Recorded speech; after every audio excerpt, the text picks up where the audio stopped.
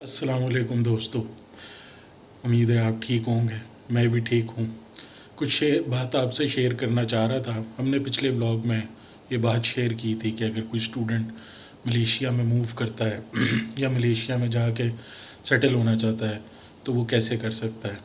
तो आज इस व्लॉग में हम थोड़ा सा डिटेल वर्जन में बात करेंगे विद रिस्पेक्ट टू के जो कपल्स हैं और जो वर्किंग वाले लोग हैं, प्रोफेशनल्स, अगर वो जाते हैं तो उनके लिए क्या अपॉर्चुनिटीज़ हैं और वो कैसे अपना कॉस्ट को मैनेज कर सकते हैं और फैमिली कैसे अपनी रन कर सकते हैं। यूजुअली ये है कि कुछ आईटी सेक्टर में और कुछ बैंकिंग प्रोफेशनल्स या कुछ लोग जो वहाँ से ग्रेजुएट हैं या किसी और अच्छी यूनिवर्सिटी से ग्रेजुएट हैं तो उनको चांस मिलता है कि वो वहाँ पे जो ऑर्गेनाइजेशंस हैं उनमें कहीं ना कहीं उनको अपॉर्चुनिटी मिल जाती है to work and to progress their career.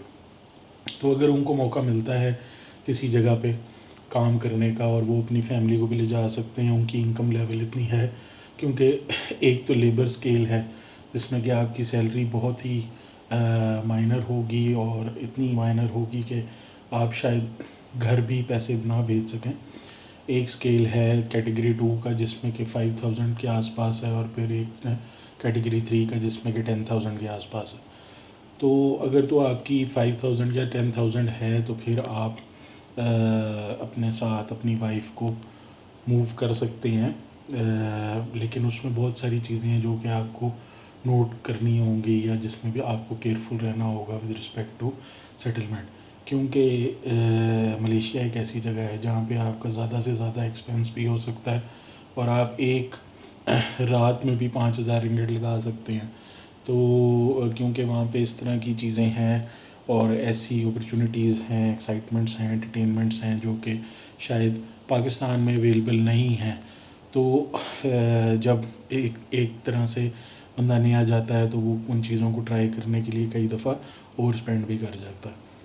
तो इसमें तो सबसे पहले ये है कि अगर आपकी जॉब होगी, आपका वीज़ा हो गया, आप अपनी वाइफ के साथ जा रही हैं या ख़ुद सबसे पहले जाना चाह रहे हैं तो आप यहाँ से अपनी फ़्लाइट बुक कराएंगे और एयरपोर्ट पर पहुँचेंगे। एयरपोर्ट पे पहुँच के जैसे किसी भी मुल्क में होता है वहाँ पे टैक्सीज़ भी हैं, बाकी भी चीज़ें भी हैं, लेकिन सबसे ईजी आपके लिए ये है कि आप ग्रैब करवा लें। ग्रैब का ये है कि वो एप्लीकेशन है, जैसे क्रीम है, इन ड्राइव है और बाकी सारी हैं, तो उसी तरह ग्रैब वहाँ पे चलती है। ग्रैब आप करवाएंगे, वो आपको बड़ी अफोर्डेबल प्राइस में विदाउट एनी डिस्कशन और विदाउट एनी प्रॉब्लम वो आपको point a airport to your hotel आपको ले जाएंगे। होटल के लिए बहुत आसान है, booking.com पे या agoda.com पे बुकिंग कर सकते हैं अपनी, और बुकिंग करके आप वहाँ पे जा सकते हैं, रह सकते हैं। यूजुअली ये होता है कि कुछ कंपनीज़ प्रोवाइड कर देती हैं आपको हफ़्ते के लिए या 10 दिनों के लिए कि आप अपनी अकोमोडेशन कर दें, और कई जगहों पे आपको खुद अपना लिए करना होता है। तो दोनों सिचुएशंस में जैसी भी सिचुएशन हो तो आप उसमें होटल तो आपको बुक करना ही होगा। तो आप होटल अपना बुक करें, और होटल बुक करके ट्यून होटल एक फ्रेंचाइज़ है वहाँ पे जो कि जिनके होटल्स हर एरिया में ऑलमोस्ट हैं। तो अगर आप करना चाह रहे हैं तो आप ट्यून होटल भी बुक कर सकते हैं, और उनके काफ़ी अच्छे स्टैंडर्डाइज्ड होटल भी हैं, अच्छे वाले भी हैं, लेकिन आपको वो एक बेस फेयर में काफ़ी अच्छी फैसिलिटीज़ और उनकी लोकेशंस ऐसी हैं कि वो सिटी सेंट्रल के आसपास ही हैं, तो आपको आसानी होगी आने जाने में। तो ये बस नोट रखिएगा कि अगर आप जहाँ भी ठहरें आपके पास एलआरटी स्टेशन या एमआरटी स्टेशन आपके करीब हो जहाँ से आप इजीली अपनी कम्यूट कर सकें, क्योंकि स्टार्ट में आपको कम्यूट का ही सबसे ज़्यादा प्रॉब्लम होगा।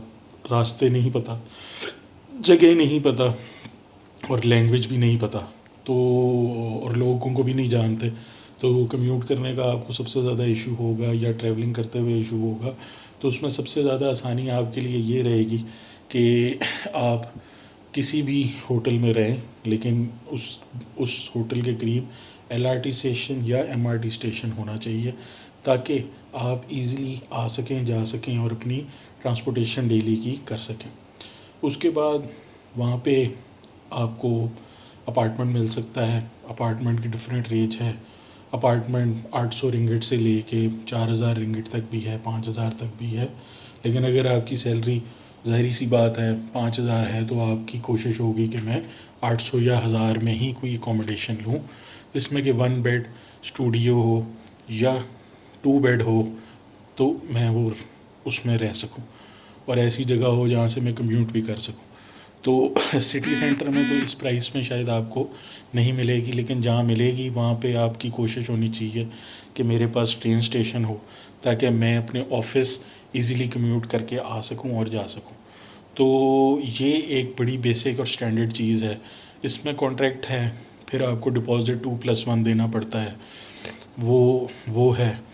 वो आपको मेंटली प्रिपेयर होना चाहिए कि मैं वहाँ जाऊँगा तो ये चीज़ें मुझे करनी पड़ेंगी। और अगर मैं दूर रहूँगा, मेरी सस्ती लिविंग होगी, तो मेरे पास गाड़ी होनी चाहिए।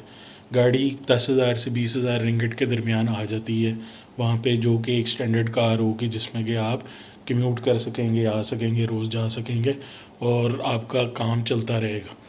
तो ये डिपेंड करता है अब कि अगर तो आप किसी ऐसी जगह पे हैं, अगर आप फैमिली के साथ मूव नहीं कर रहे इमीडिएटली, आप अकेले जा रहे हैं, तो आप शुरू में रूम ले सकते हैं सिटी सेंटर में, टेम्परेरी 2 महीने 3 महीने के लिए एयरबीएनबी से बुक कर सकते हैं और उस 2-3 महीने में थोड़ी सेविंग करके फिर डिपॉज़िट जमा कर सकते हैं और in the mean while they सकते हैं कि कौन सी जगह मुझे बेनिफिशियल रहेगी या कौन सी बिल्डिंग मुझे बेनिफिशियल रहेगी in terms of commute, in terms of रोज़ आना जाना, और वहाँ से मेरे लिए आसानी हो ऑफिस के लिए भी और फैमिली के लिए भी, और एक सिक्योर बिल्डिंग हो जहाँ पे मेरी फैमिली भी रह सके।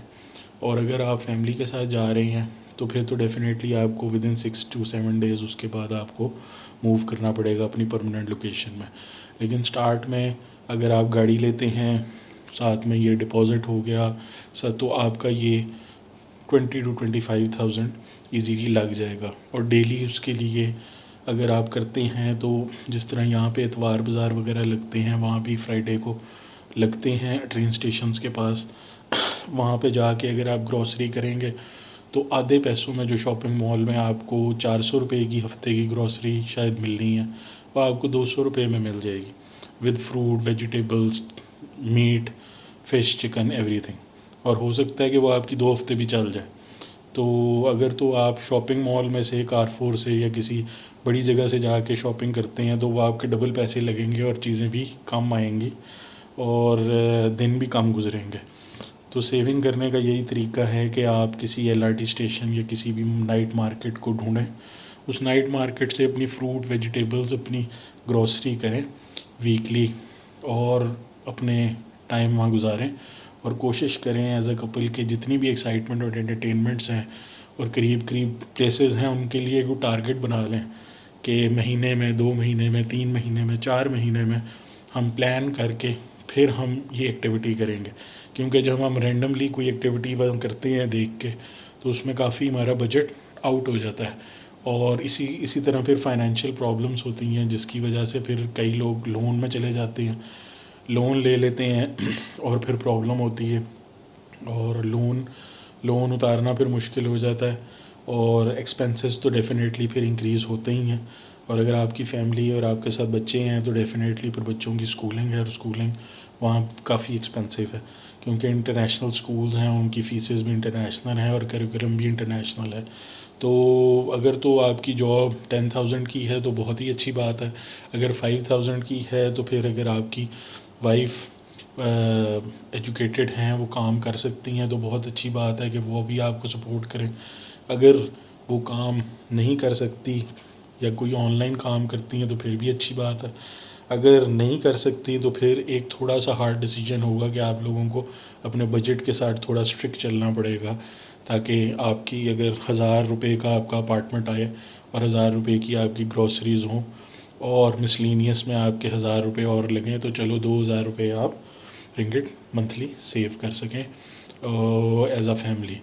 क्योंकि सेविंग ही मेन चीज़ है। आप अब्रॉड जाते हैं, अपने घर से दूर जाते हैं, किसी भी जगह जाते हैं, तो एंटरटेनमेंट तो वक्ती तौर पे है कि आपने एंटरटेनमेंट की, लेकिन मेन एस्पेक्ट या मेन चीज़ तो ये है कि आप वहाँ पे सेविंग करने गए हैं। और अगर आपकी सेविंग नहीं हो रही as a family, as a couple, तो फिर आपने कुछ भी अचीव नहीं किया, चाहे आप वहाँ पे 2 साल रहें, चाहे 10 साल रहें, कोई फ़ायदा नहीं। लेकिन ये है कि अगर आप वहाँ गए, आपने सेविंग की और उन सेविंग से फिर आप आइदर वहाँ पे बिज़नेस में मूव करते हैं या वहाँ से आगे कहीं मूव करना चाहते हैं किसी अच्छी अपॉर्चुनिटी में, तो वो वो एक पॉजिटिव चीज़ है। तो सेविंग करने के लिए आपको स्ट्रिक्ट टू द बजट रहना पड़ेगा। बहुत सारी जो चीज़ें हैं उनको प्लान आउट करें और प्लान करके वहाँ पे अफोर्डेबल डील्स रखती हैं। और फिर आप जैसे कि माता फेयर होता है, उसमें ट्रैवल टिकट्स वगैरह बड़ी सस्ती मिलती हैं, लोग जाते हैं।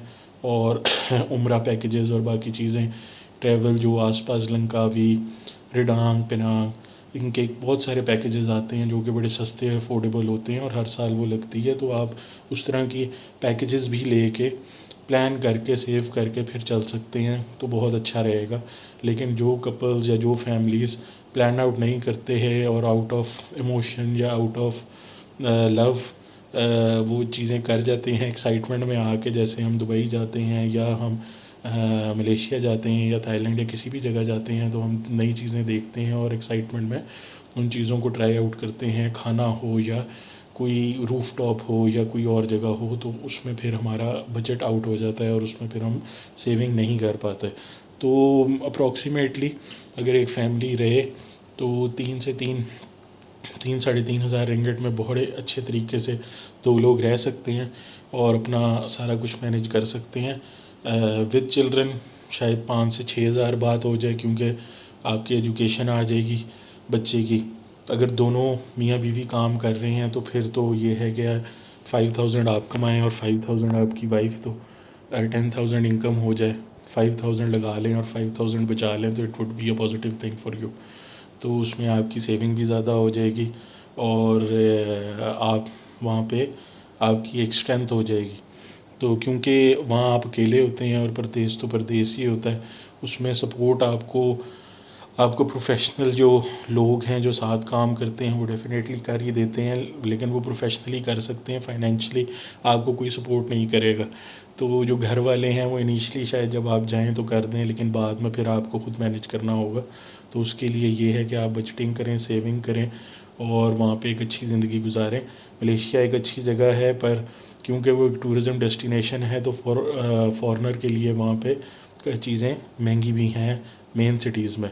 लेकिन अगर आप किसी छोटे सिटी में मूव करते हैं, पेनांग में, मलाक्का में, कोटा बारू में, जॉर्ज बारू में, तो वहाँ पे आपके लिए चीज़ें बड़ी अफोर्डेबल रहेंगी और वहाँ पे आपका यही एक्सपेंस 30 to 40% और कम हो जाएगा और आपकी सेविंग ज़्यादा होगी।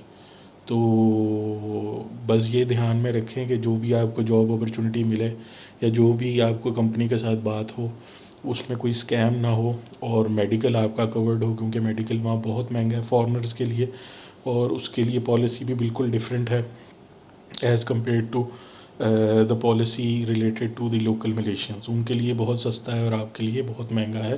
तो मेडिकल कवर्ड हो, आपका वीज़ाज़ कवर्ड हों, आपके फैमिली के वीज़ाज़ कवर्ड हों, फिर आप जाके वहाँ पे रहें और कोशिश करें कि वहाँ पे सेफ़ रहें और हेल्दी रहें और कोशिश करें कि ज़्यादा से ज़्यादा सेव कर सकें।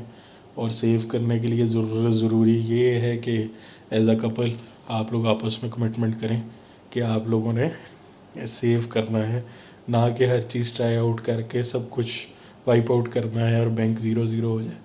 Thank you very much. Jazakallah khair. If you want to know anything else regarding the budget cost of living in Malaysia, please subscribe the channel and do share, like and subscribe.